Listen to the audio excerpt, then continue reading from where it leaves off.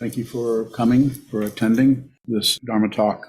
Thank you for all of your help in supporting this community, both by attending, by practicing, and by financially supporting us. We need your help. Please continue if you can. Stop concluding, which of course you can't do. We can't stop it. Can't stop, but conclude this or this, or say that shouldn't happen. This should. I need to go there. I need to go there. I'm not talking about that.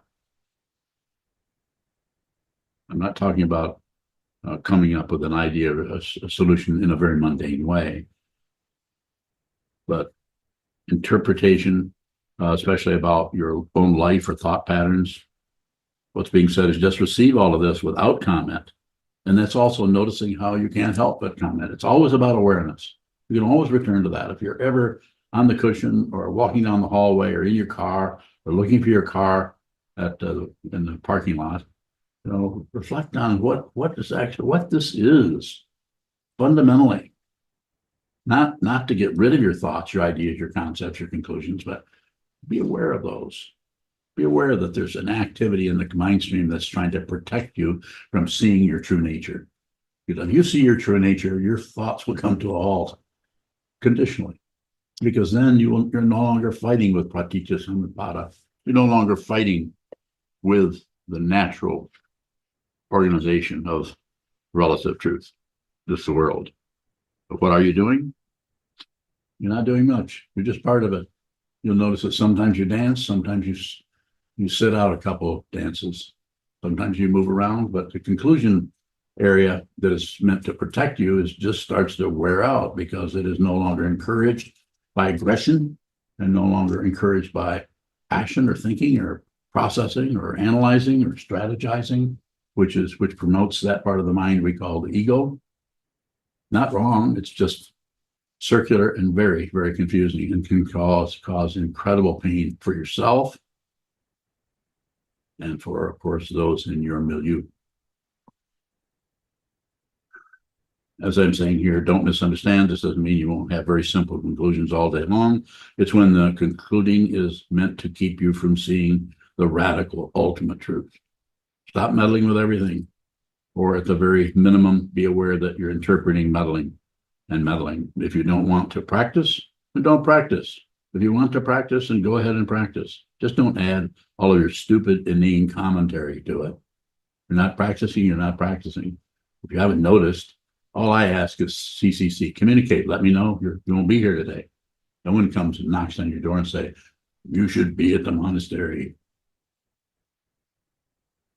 just because you live here. No, it's situational. Some people can come. Maybe tomorrow you don't feel so good, stay home. Maybe for a week you don't feel so good, stay home. There are people here doing that. I'm sure you've noticed. I'm sure that generates a little bit of discursive thought in your mind stream when you see that you're in here practicing really hard and other people are just wandering around gossiping in the kitchen. Have you noticed? Shake your head, yes. You haven't shook your head yes yet. Okay. I saw everybody do it, but choo-choo. If something needs concluding, it will conclude itself and be obvious all by itself. You don't have to talk to yourself about it or to anyone else. So that's enough reading. What am I trying to say? I'm trying to say, please do this with your awareness. And it's difficult to do that with your awareness if you don't know the difference between awareness and the thinking process. If you are deluded by the nature of consciousness, if you think there is a person who is a thinker and a person who is a concluder, or a person who, if you think that, then that's the very nature of it. But that makes sense to ego because it can use that as the mechanism, the energy, and the enculturation in the ego that this has to be protected because this is threatened. It's not threatened. If you think it's threatened, then you continue to live your life through some kind of crazy paranoia, maybe so personalized that even a therapist wouldn't necessarily think you were paranoid because you make so much sense, because you're so damned intelligent. You're able to actually defend your neurosis with extreme logic, rationality, explaining why you are doing this way. And the person maybe trying to help you might be swayed by that because they too may be going in their own particular circularity. You don't have to do that. Stop concluding. Just observe. There may be a conclusion, a kind of conclusion, but the ultimate conclusion is to see what this is, and it will not be a conclusion because there isn't anything left to conclude. There isn't anything left that can conclude, because the fundamental nature of this is not separate from anything. Has to be seen, as you've heard me say a couple dozen times.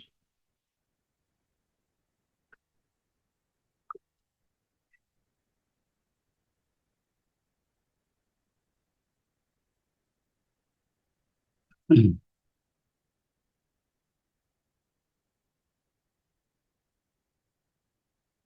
like to have some questions, or I can keep rambling on. Go ahead. Sokuzan, what does it look like for something to conclude itself in the mind stream? It's just obvious. It's obvious that this is the case, or this was the case, then it changes to something else. But there's no one pushing it. There's no one concerned about outcomes, because the understanding has gone so deeply that you actually realize that the past and the future are illusions. You can't think your way into that, although there are teachers and teachings that talk about it so conceptually that if you read it, you start to really consider if there is a before and an after, because the intellectual force is so powerful. But that intellectual force isn't just a force that's coming out of a direct perception of the nature of what this is. This is empty of other. This is empty of a self and empty of anything else. And it's full of whatever it's full of, sometimes called Buddha nature or awakened truth. More. Sokuzan, when you say it's obvious, it's not obvious to me. So how does the passion, aggression, and ignorance obscure that obvious? So I'll use your passion, aggression, ignorance, which is basic teaching of Buddhism, something you've been studying for years. We all have.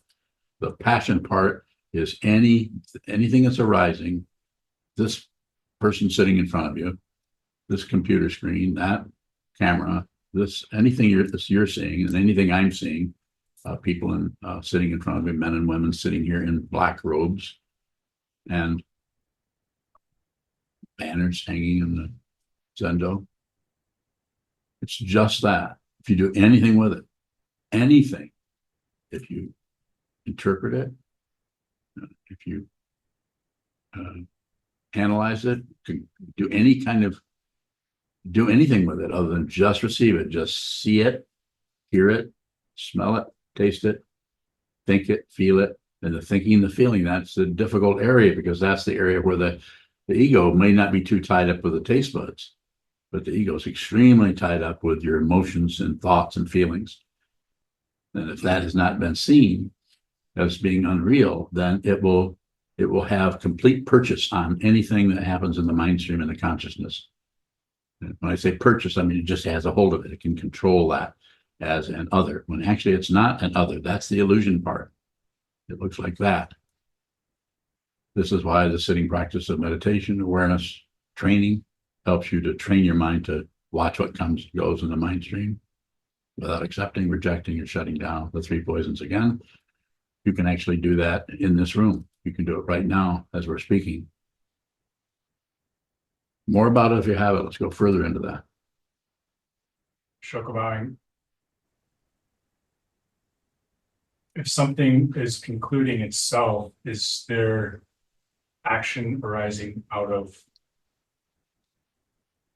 Is there action arising? You'll ask me what you want to know, because you feel like you're holding back something. Are you doing something? Sokuzan, if there's any action coming from or out of me, is that? Yes. That's yes. Yes, you may be slamming your fist on the table.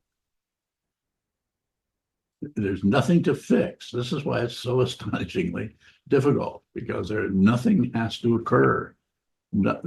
It's the truth is right here, no matter what you say or do about it, no matter how much you torture others or torture yourself or take whole armies to war and kill other people. I'm not saying you, but anybody does that.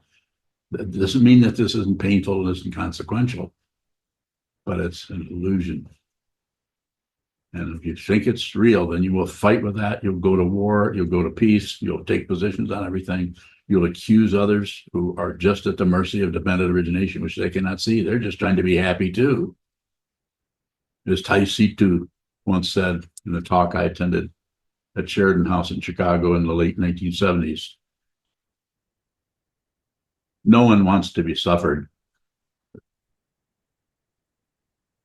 Never forgot that.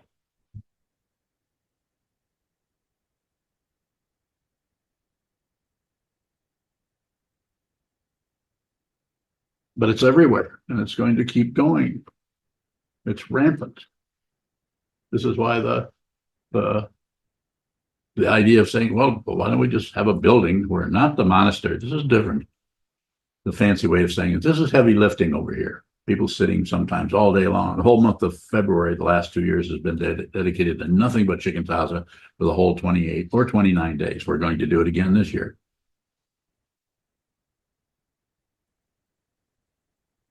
Sokuzan's going into retreat in December for a couple of weeks. Then he's going out to California to go to an intensive training seminar in January at Green Gulch. And then he's going to come back here and sit for another month. I think he should sit more. No, there are people, by the way, Chase, I had people are saying yes. Just sit more. They're not wrong. Good response. Amazing. So the idea is to practice this. I don't know of anything else that we can do as an actual thing that you do is to do nothing. It's like doing nothing. You're simulating just holding still, because the body and mind are not two separate things. But since we can shuffle the body, move this way, move that way, that is thoughts moving. That's not just a body. When you do that, the clarity around the illusion is diminished. And the actuality of as they say, the proof is in the pudding. And when the pudding is moving around, it's pudding. It's there. So you're feeling it. It's there. But if you hold still, that's an illusion. There is no pudding. Don't believe me. You hear me say this? So don't believe what I'm saying. That's more like somebody knows more than you do. No, this is a different kind of knowledge. It's more like no knowledge, but just pure attention, bare attention to what this is. You can see this. I want you to see this. And I will, as long as you give me permission, I will look at you. I'll receive you where you're at. And you'll find that I treat you completely differently than I treat everyone else. And I might be giving you a hell of a hard time. And someone else, I might be just practically smooching with them. It won't be you.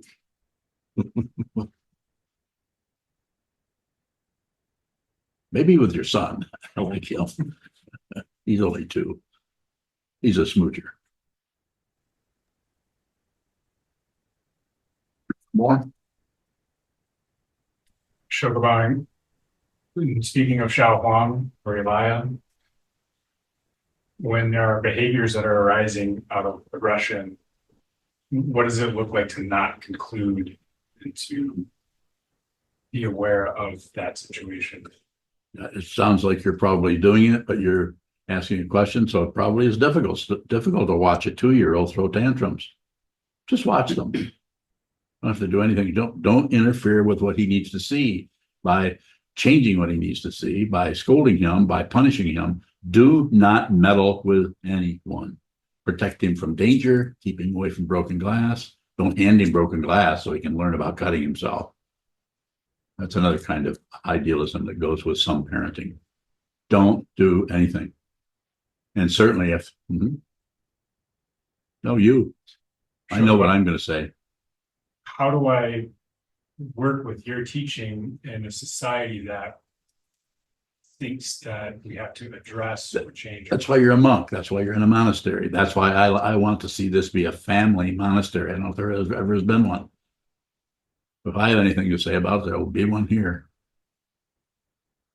And it can wear out, it can do whatever it needs to do. We have several children here right now, yours being the Laughing Phoenix that I just recently named. Smiling, no laughing Phoenix. Smiling Phoenix, that's Shoho's name. Shoho couldn't quite break into laughter, but he smiled a lot. But your son starts out laughing.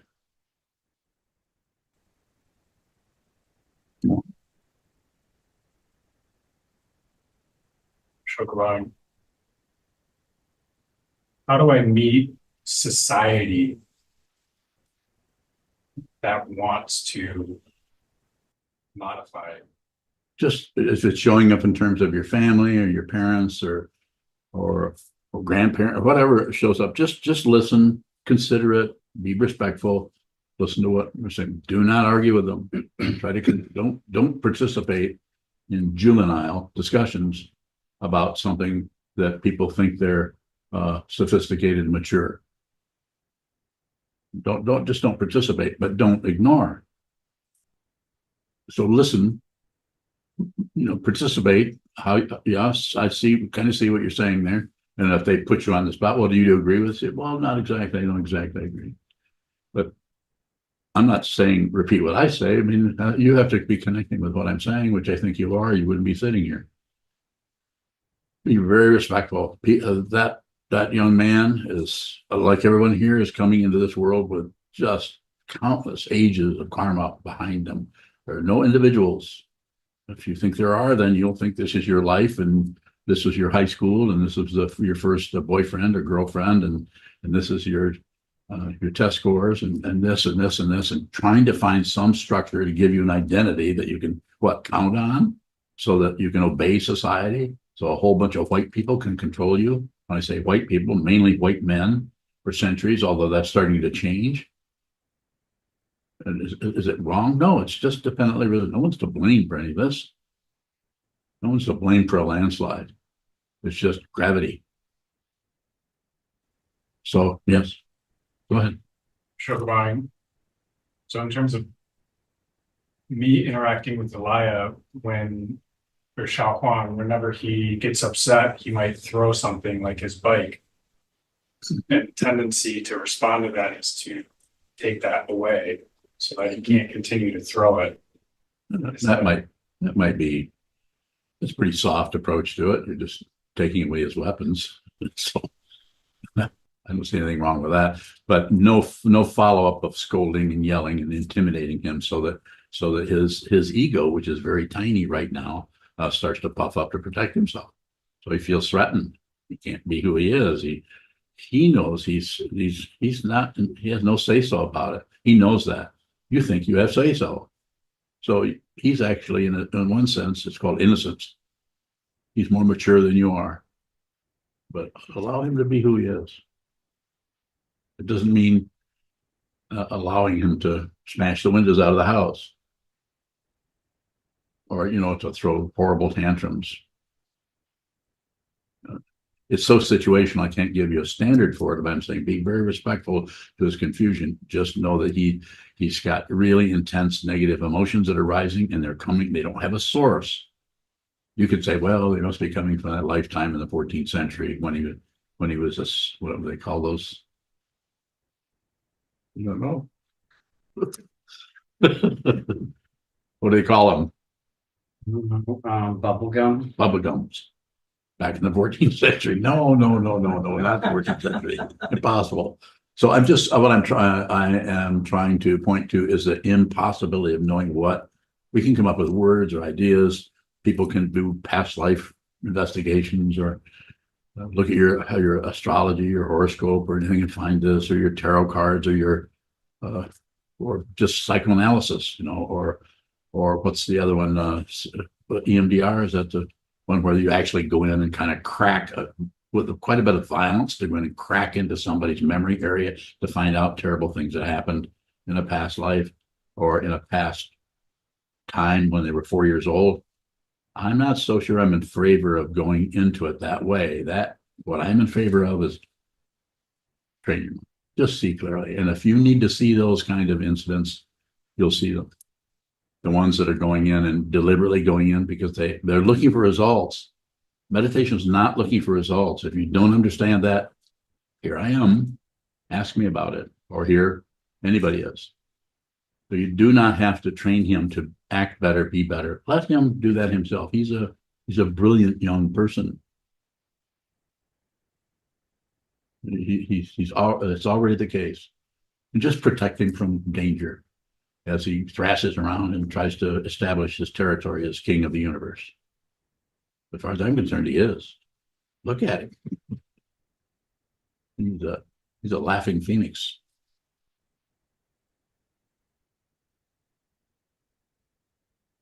Further questions? Any questions on Zoom?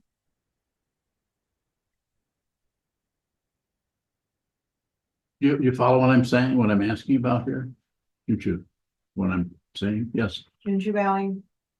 The other day you said the teaching of go with the intention and don't be concerned with the outcome Yes. doesn't just apply to the spiritual path, it also applies to our relative lives. Yes. How can that be the case when we have a relative situation to maintain, like having a house in order to have a place to practice? Yes. It's easier if you do it that way, because then it's obvious you have to take out the garbage. You don't sit back and say, not happening. No, it's obvious you have to do it. It's obvious you need to take the garbage out. But it's a relative situation. It does not take all this incredible brain work or blaming or consideration or analysis to figure out how to run a household. Very simple, ordinary stuff. But it's very easy to get the ego considerations, the hope and fear, and the fear that you're not being respected, or somebody thinks you're not respecting them, and turns domestic stuff into just warfare. Without money training, there's probably no way to work with that I know of. I'm not saying you can't, but you can't work with it in some way. But it needs to be done on the cushion. You need to sharpen the blade before you start chopping vegetables. There needs to be some kind of just simple watching what moves, mind training, spiritual path. So that when this physical form that looks so real and authentic and doesn't look like an illusion works in areas that are also part of the illusion, but don't look like the illusion, because it has a past and a future, right and a wrong, a fragrant and a smelly. They have all those polarities happening everywhere. And you could say navigate might not be a good word, because it sounds like somebody's doing that. The clarity around that comes from fundamental respect for who you are, what this consciousness is, instead of fighting with yourself, trying to improve and trying to be somebody, some better person. It's just circular, and it's taught everywhere. Am I against it? No, I'm saying maybe that's the way you need to. Maybe there's people that need to learn that way. What I'm saying is you can do it with your awareness. And when you do it with your awareness, you'll see that the mundane path and the spiritual path are not two separate things. But you can't do it with the mundane path. It has to be done with the spiritual path, so that your everyday life becomes the spiritual path. More if you have it. How do I include that teaching when I am concerned with outcomes? Just look at it. Just be aware that you're concerned with outcomes.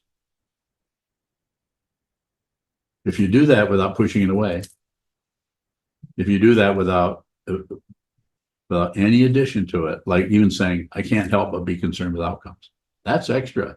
You're actually looking at a box, and as soon as you see what it is, it smells too much, and you just cover it up. I am concerned with outcomes. You just lock down on it. It's such a simple elaboration that happens in the mind stream. The only way I know of that you can begin to see through that is to watch the way you do that on the cushion, and slowly over time stop pushing. Slowly over time stop pulling. There's aggression and passion, and they're very subtle. It isn't just hitting something, and it isn't just having a strong feeling about something. It's the actual activity of pushing, pulling, and shutting down that come out of that happened in the mind stream or at the end of your hand. Just continue.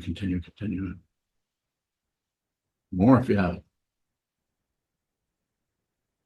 It seems like my mundane life is full of tiny adjustments, trying to figure out how to wake up earlier, how to get in a workout, or change my diet.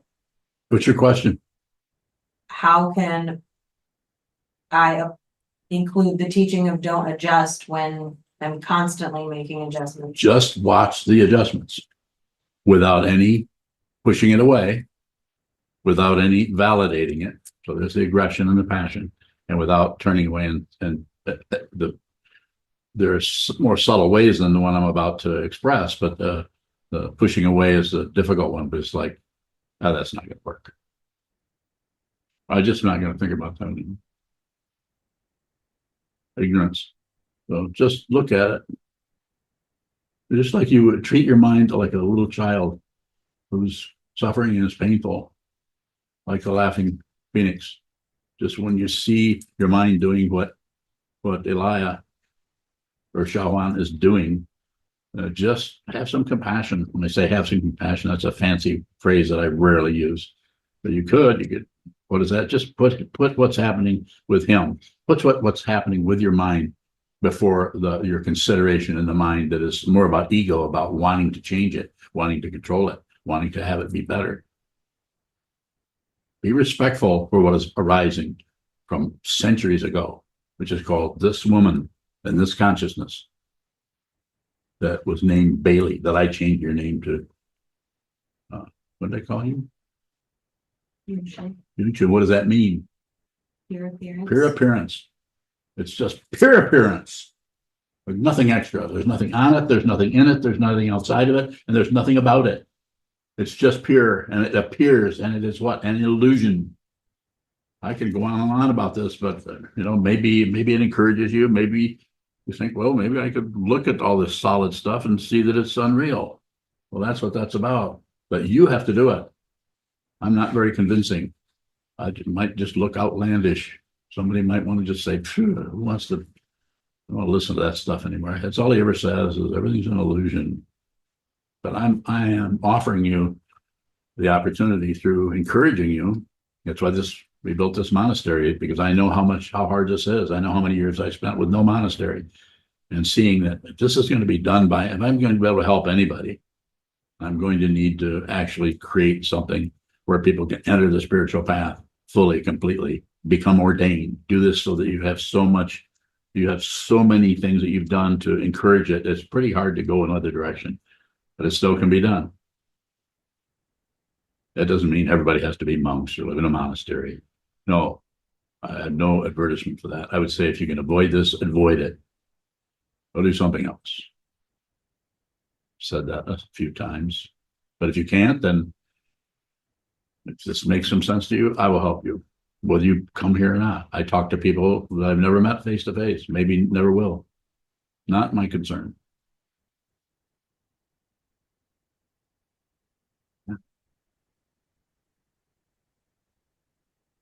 Should I be making all of those mundane adjustments? You should be observing them.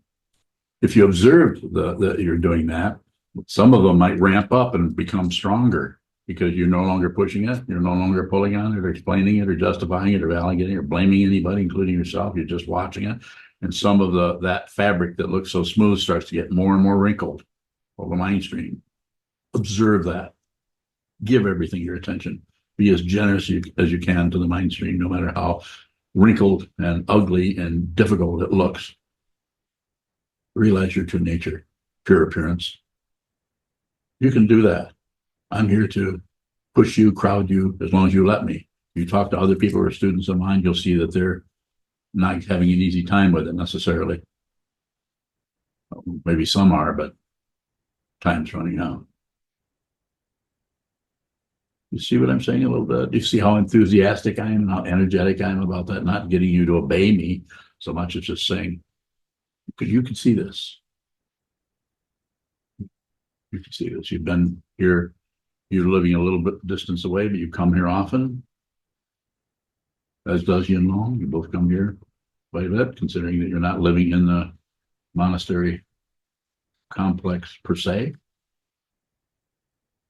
But all of those little wrinkles that are going around, just observe them. Don't improve. It's a different kind of way of working with the life. Even teach us 7 points of mind training, and other teachers talk about ways to improve, ways to not have this or not have that, and do this or do that. I'm not against any of that. If some of that makes sense to you and seems to you resonate with it, then by all means use that.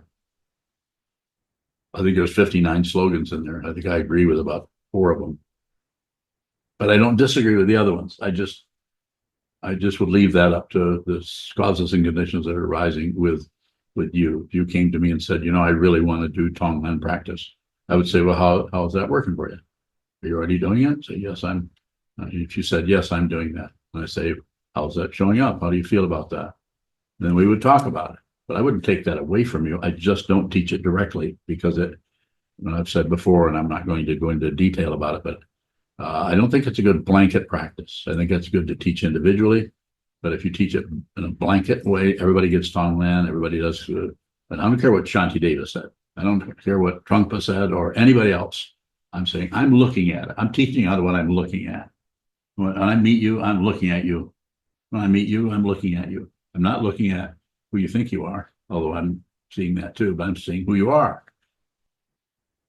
who you actually are. And I don't have any proof other than if you were to go that direction, I think that can be dangerous for some people's consciousness because of the way they're wired. They're not really ready to receive a bunch of negativity because they already have enough of their own.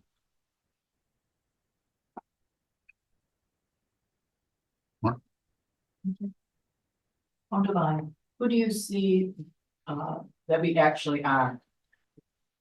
Awake. A Buddha, awakened one, the awakened one, or the awakened, there's no one. There's no other, just awake. It's just awakening showing up. Consciousness showing up as human form, as leaves. We talked about those leaves out there this morning. I said, look at these little leaves. All by itself, and countless leaves. There's just one little leaf right there. A complete illusion of independence. I'm a little leaf on the edge with hundreds of other little leaves. It's both that and everything, not separate. It's consciousness. If you see it, you don't need anybody to come along. Pat you on his back. You see it. You know it. And that's when wisdom and compassion are not two separate things. Nor are they the same. More? No bowing. When you say stop concluding or don't adjust, are you saying basically to hold our seat and just receive what shows up instead of create suspicion about our thinking process? Or if the suspicion comes up, then just observe always back up a quarter of an inch and just look at that, back up a quarter of an inch. Anytime you have concepts show up, just step back a little bit rather than try to stop the concept, add to the concept, do anything with it. Just don't get rid of it. It's just part of dependent origination. But it's when consciousness is stuck to the concept that we can't do anything with it. But if you give it a little bit of space, which is not really yours to give particularly, but it's like my way of saying it is just see that you're enamored of your concepts and your ideas, and they're just extra. They just cloud the whole thing. You can do that. You can especially do that if you practice a lot of sitting meditation, shikantaza, zazen, mindfulness practice also leads in that direction more. What about you? Would you then say that go ahead and conclude?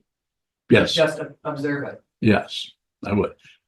When I say don't conclude, as you've heard me say many times, I know you can't stop doing that. I'm doing it all day long. But if you put some tension on that and endeavor to not conclude, to just watch what shows up without particularly adding a bunch of chemicals to it, a bunch of ideas about should, shouldn't, should do that, shouldn't, that's good, that's bad. Put a little tension there, then you'll see that which continues to conclude. Then you'll see that some things need to function as if they were concluding, because we're in an illusion, and so that illusion is going to continue to function. It doesn't necessarily become everything is like smoke and we can walk through walls. It's not that kind of an illusion, although that's what a dream is like. Wonderful, you tell us that everything is an illusion, and yet we're still on the path looking to see what this is. Yes. Is what this is an illusion?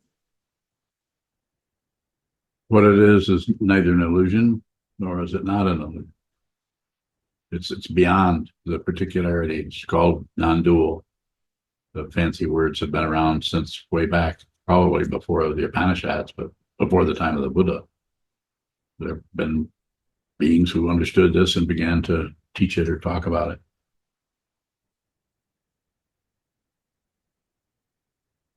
It won't be a fancy experience. You can have lots of whoop-de-doo insight. Things happen, but they don't last. They fade. Experience fades. Insight, or rather than use that word, awareness of what this is doesn't fade. It can't fade because it's not, has no existential status as something. Everywhere you look, that's it. It's not a conclusion. It will not protect any aspect of the ego that is still extant or that is still operating, some kind of self-centeredness that is still running around looking for proof or results or protection. That may happen.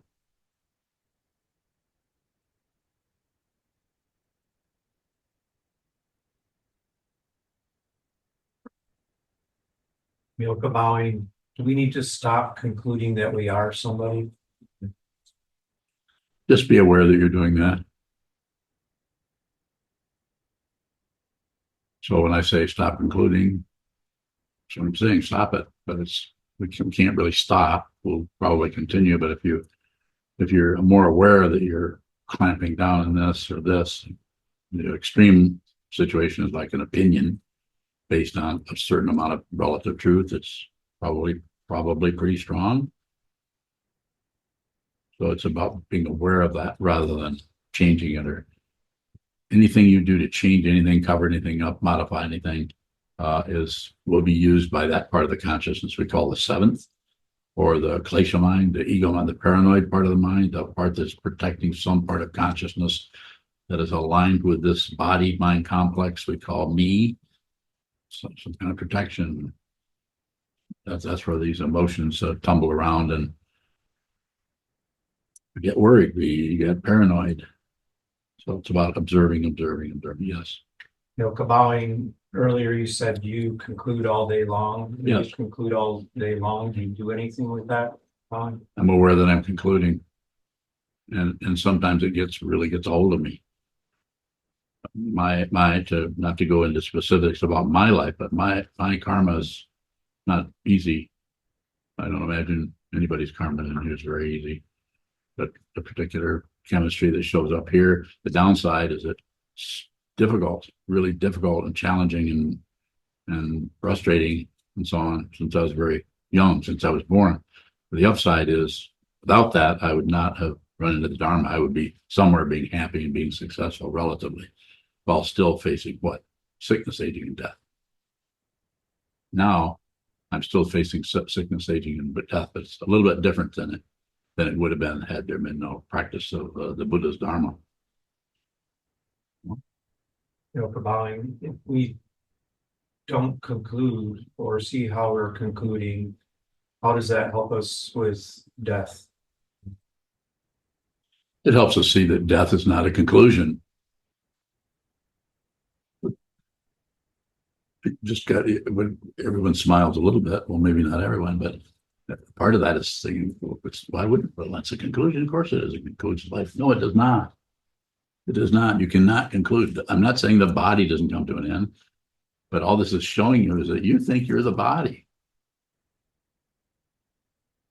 This doesn't mean that if someone really close to you that you love passes away and you no longer see them and you see their corpse, doesn't mean that is extremely painful, heartbreaking to see someone you care about, you're attached to. That's all going to continue to happen. I don't care how enlightened you are. Those kind of, that part of the illusion is so powerful. It's like Marpa said centuries ago when with some of his students were there. I don't know which student it was, Richungpa or someone, back there said his son, Marpa's son passed away. Do you remember that story? So, and Marpa's all upset. He says, I thought you said everything was illusion. This is what is it? This is an extreme illusion. Something of some kind of a, you remember the word that was used there as translation of it? Extreme. But it was something like that, as if that's some kind of excuse. Oh, it's an extreme illusion. No. Okay. So it's not about getting rid of that and suddenly be above, because that's just more ego. You do not have to be above this. You can be the suffering one. This is what the Buddha suffered. That's how he knew about this. The Buddha suffered. Life is suffering. How did he know? Suffered. Did he get rid of the suffering? No. Did he get rid of his ego? No. Nothing to get rid of. You just need to see that this is from ego to ego. A self and other. This is an illusion. Yes, sir. Chokodao bowing. How do I work with receiving unsolicited advice that's propped up by psychology and like societal conditioning and all of that? Come to shut up. How's that work? Chokodao bowing. That didn't work. Okay. Okay. Well, you tried that one. Let's see. Okay. Number 2. Let's see. You've heard me say this, and you and I have talked about this, George. You just listen to the tone. If someone's in front of you, take in everything that's being presented, not just the lingo of what they're saying, but watch their body language, not interpret it, how they're moving their hands or how their stance changes when a certain phrase comes up. Not that you're using that to go into some kind of analysis or psychology about it, but if you're really on receive from whatever, you don't have to necessarily agree, but if you're really receiving it, I mean, genuinely receiving it, that really seems to help the whole dynamic. I'm not saying it will soften them up and they may come back tomorrow and say, "What do you do?" It looked like you really were considering what I was saying. And you could come back and say, "I really was. I really have thought. I'm still thinking about that. I'm reflecting on the advice you gave," and said, "Well, aren't you going to do something about it?" So I might. You can, all you're doing is, what is it for karma? You're pacifying. Pacify forever.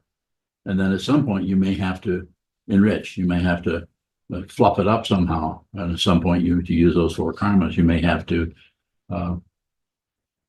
magnetize or pull the energy into your area, or magnetize. And then the other one is to destroy. And who knows how that can show up so many ways, including just walk away and don't talk to them again. And you can actually end that by being abrupt. I mean, if somebody is really, it's not good for them to just hold forth and give you a bunch of stupid advice. So you could, one more. Chokodao bowing. I meant one more over here. Oh, go ahead. Thank you. Interesting how that worked.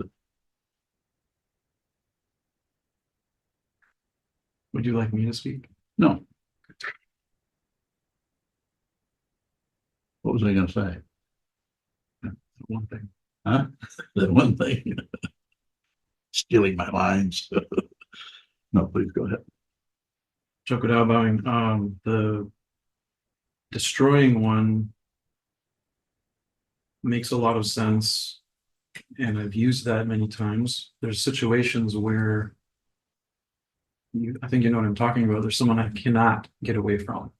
I do. And this comes up, actually multiple people, where you can't cut that connection, and you actually you're forced to work with this person. It could be a job or a partner, a child. Can be. So how does destroying look in that situation? It could work, but when I say skillful, I'm not saying a lot of thinking about it, but I'm saying being with that person and what it is they're trying to do, and looking at being able to see, because you're clear about your own motivation for running away or running towards or hiding out. You can get very clear about the other person's and try to see what the chemistry is, but behind why they're even trying to push on you, and see if you can address that area. And usually it shows up in terms of one of the 4 karmas. And the kind of connection could be, and this is not an advice, this is not a standard, this is not something you should ever do. But you could actually come back if it's getting really rugged and the person won't work with you any other way. you basically can tell them to fuck off. You could, might not use, I probably shouldn't be using that word here, but you could end it like just you can be the person. That person's got all this resentment and all this things that are showing up. And this is for you specifically. I'm not giving this as a general advice, but I know the person you're talking about there, the situation. And I would say you could just cut it that way, and then they can start to actually have a reason to blame you instead of the artificiality that are using to blame you. That way then the chemistry of the situation changes into you're actually the person that you actually said this. And now I almost said she. I meant he, of course. But then that you follow a little bit what I'm saying? I mean, you're actually playing chess, which you're actually pretty good at. So you're actually doing that because it's just about working with whatever situation comes up. There's no end to this illusion. It just goes on and on. And in that way, I would say this way you would actually be having some compassion for that person, because you've done this, you've done that, and you get frustrated by trying to work with it in a reasonable, uplifted, sane conversation, or however you want to say it. It's not working, so you just about have to go in the proverbial battlefield, because that's where they're at, and whether you know it or not, you're there too. And not a good idea to be a weakling in a battlefield. You follow that a little bit? This is what that four karmas is about. It's not, you might have to do that. Anything else?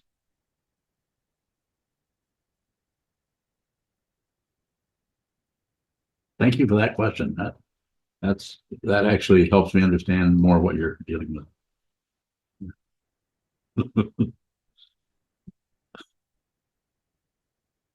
Jen, Bowing. I was just looking at your Roxu and kind of reviewing the name I gave you, and I'm wondering if I should continue to call you that name, or I haven't decided. Should I continue to? Is that Roxu okay to keep that around, that you'll come here one of these days? I hope to come soon. Okay, good. Okay. Name. No promises, just sometime in the next couple of years. Month, I'm hoping. Okay. Go ahead. Jen Bowing. I feel like my commitment to practicing is based on a conclusion about Buddhism, about practice. Yes. I'm not sure what to do about that conclusion, or how to receive the conclusions about Buddhism and practice. Not just as long as you know it's a conclusion. You don't. They're functioning differently. Just be aware that it's a conclusion. I have a conclusion that I agreed to years ago when I received vows. That's to save all beings, even though there aren't any. There are no beings. It's empty of other. But people in the world are suffering, and so you have to meet people where they're at in the suffering if you're going to help anyone. So, I don't even need to know what your conclusions about Buddhism are. I have a lot of them. So it's only about being aware of it. When I say don't conclude, mainly what I'm talking about is the little areas, not the mundane ones where we conclude it's time to take the garbage out, but when we're coming to kind of opinions about things and judgments. I think a lot of it's just being aware of it rather than trying to stop something or start something. So when I say don't conclude, it's just to get a conversation or have something to talk about as far as the Dharma talk. And it would be different with each person. Just like some people could practice Tonglen. Some people probably should just be doing a simple mindfulness practice. Other people need to be doing Shikantaza. If I teach someone Shikantaza and talk to them a little bit about it, I have an idea fairly quickly if I should modify that practice, change it in some way. Usually I don't. Usually I think Shikantaza, the wonderful thing about Shikantaza is you sit down, hold still, and just watch and just observe, then it finds its own area. You actually, when I say watch what moves, you might find yourself watching your breath quite a long time, maybe for days, but it's still something that's moving. The maintenance part of it is the thing I would take a little exception to. And same thing with conclusion. The maintenance part of the conclusion, you look more closely at that rather than trying to get rid of the conclusion. More? Jen Bowing. I also wanted to ask about, you gave me the book I Am by Jean Klein. And he says, a student asks, how do I see through illusion? And he says, inspection. He said, what? Inspection. I think loosely, if I'm remembering, he just said inspecting is how you see through illusion. And I wonder, Yes, I agree. watching what, is there another way besides watching what moves, or is that the inspection? That's the inspection. And that's Jean Klein is as you know, is a Advaita, a non-dual teacher that passed away some years ago. Amazing teaching. The Advaita, just like the other teachers, especially in India, are onto that idea of non-duality of things being an illusion. That shows up not just with the Buddha, but all over the place in different ways with different modifications of it. But yes, I like that John Klein's book very much and what he has to say. Also, Nisargadatta Maharaj, Ramana Maharshi, are teachers all over the place that I've been looking at for many years. And that helped me see it from a little bit different perspective, but it's still, if not the same teaching, it's very, very similar. It's just that 2,500 years ago, the Buddha taught this in a certain way, and it created the 18 schools that took off, and here we are. We're still looking at this using that image, using these robes to do this. Yes, go ahead, Jen. Question, Jen Bowing. I back to the conclusions about practice. I fear that I'm shutting down on something with this conclusion. What's the conclusion? That it feels like a crutch. This feels correct or true or the right path. Well, I feel like it's the right path too. So, and I would say there's probably a lot of other people here would say this looks like the thing I should be doing, but it may not be right for everyone. But for you or for me, this is the right thing for me to be doing. I don't have an alternate. There isn't anything else showing up that is in competition with this path. So I follow. I think a little bit what you're asking about, but I would say it won't last. Whatever you're doing right now, if you do nothing with it, will come apart, including the conclusion. Even the vow comes apart. Everything falls apart. Everything. Anything that shows up comes apart. Thank you. You're welcome. Yes. No Kabalion questions on YouTube. Ath asks, sometimes you say be the shit you're trying to get rid of. This might work with fear, but not with procrastination. Can you please help with that? Thank you.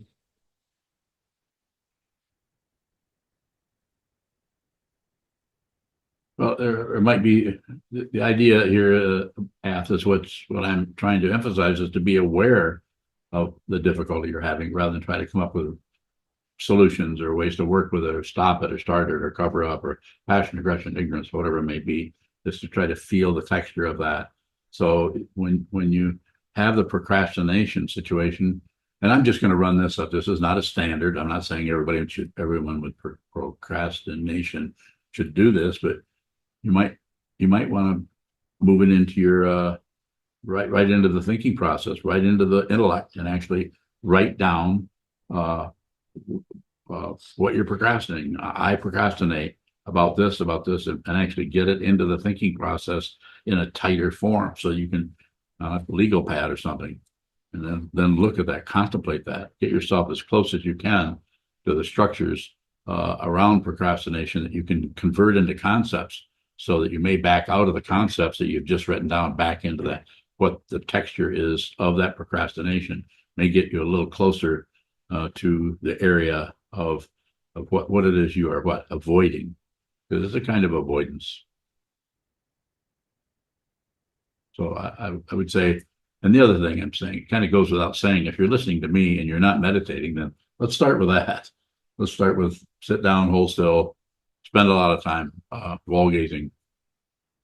Look at that. At minimum, I would say minimum. Even this, I hesitate to say this because I don't know what it's like to be you. Maybe 20 minutes facing a wall 3 times a week is all you can do. But I would say if you can, try to meditate every day for an hour or so. And if it's totally impossible, if you're having trouble with that and you're all locked up in your thinking process, then I would forget what I just said about writing things down. And I would say, sit a lot. I would say, don't ask me another question until you can come back and say, I sat an hour a day for the last 2 weeks. Come back and say, tell me that first before you ask me the question. Then I'll have a better idea of who I'm talking to. You won't have any better idea of who you're talking to, and you won't have any idea of who you're listening to. Not so bad, not a bad situation to be aware of. It's not a conclusion. Awareness is not a conclusion. If it's a conclusion, then it's thoughts about stuff and it's concepts, and the concepts are obstructing your clarity about what this is.